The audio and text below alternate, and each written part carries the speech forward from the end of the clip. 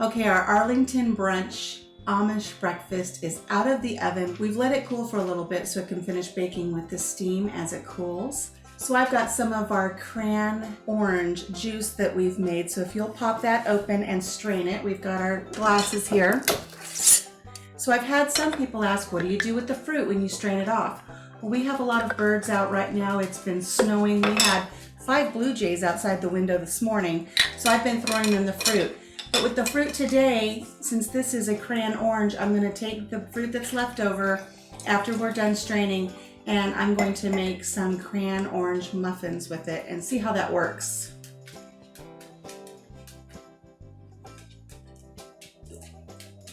So it looks like we'll have a couple cups of fruit to work with to make some muffins with later today. So here's to 2021. Cheers. Cheers. Ooh, that cran orange is nice. Can you taste that? That's good. Okay, so this is our Amish brunch casserole that I made last night while Mr. and the dogs here were asleep. So go ahead and get your plate ready for me. I've already pre-cut it. That looks pretty good. So again, this is bread, bologna.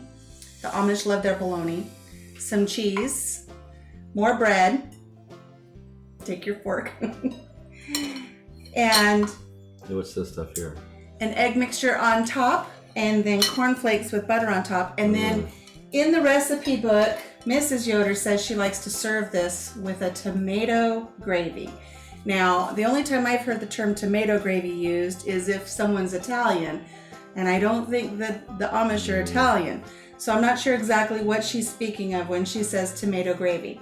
So I figured if we were going to bust out some tomato gravy, aka pasta sauce, we might as well just do a little salsa. Some salsa. But just in case salsa doesn't work entirely well with it, I went ahead and made up some white pepper gravy. If you want to put a little bit, I would suggest just putting it on the side till we see what goes with what. I'm going to put a little salsa on the side. I'll switch, and I'm going to put a little bit of pepper gravy on the side. And we'll see how this goes. La la.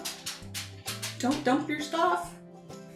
All right, let's give it a taste first without any of the sauces or anything. Just plain? Just plain. Just a plain old Amish casserole for breakfast.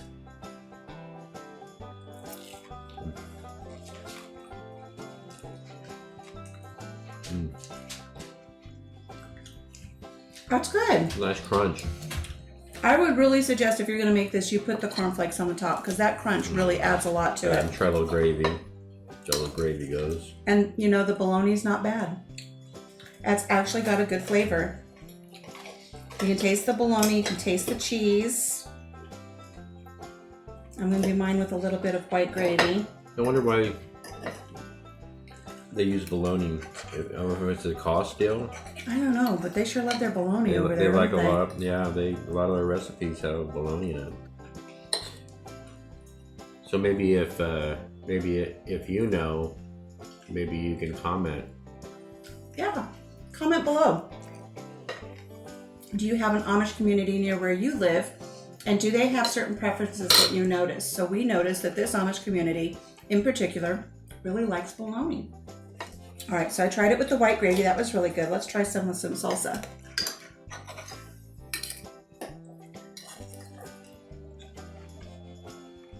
It's a toss up. Which one I like better? It is. I can't decide which one I like more, the gravy or the salsa. It actually changes the flavor. It does. It actually changes the flavor. I'm not a food critic, but the profile of the dish, it changes. It changes depending on what you have with it, whether it's a pepper gravy or a sausage gravy or a salsa. So now I'm going to mix the two together and see what I get. Just because I'm that kind of guy. He likes to mix it up. Slippery little sucker. I don't know if I like them mixed. Yeah, I think I'd keep them separate. I like either the salsa or the pepper gravy, but I don't like them together. But overall, I think this one's a keeper. Yeah, it's a good dish. Like I said, the crumbles stuff on top really gives it a nice... It's a nice element. Okay. Well, Happy New Year, everybody. Thank you for joining us here on New Year's Day 2021. Here's hoping to a better year. Can you toast our coffee? Happy New Year's, everybody. Happy New Year. Thank you for joining us here on the farm at Country Mama Musings, and we'll see you next time. The recipe will be in the description box below. We'll see you next time. Bye-bye. I forgot to tell them to subscribe. Subscribe!